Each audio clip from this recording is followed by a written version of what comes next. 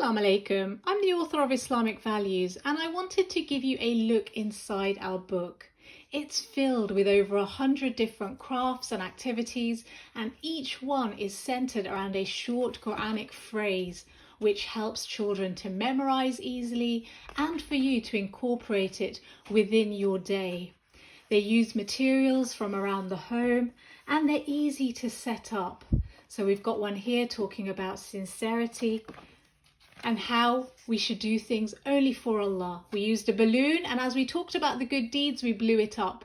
And then we released the peg and watched all the air escape and the balloon flew away. We used the analogy to explain how good deeds are wasted when we moan or show off. And these visuals and hands-on activities really do help the children to understand the concepts. We use experiments. So for example, this ayah on friendship, talking about encouraging each other to goodness. We used vinegar and apple and incorporated it within a story. And then chalk, talking about how chalk rubs off on us. In the same way, the qualities of our friends rub off on us. The book is available from our publishers, Sun Behind the Cloud.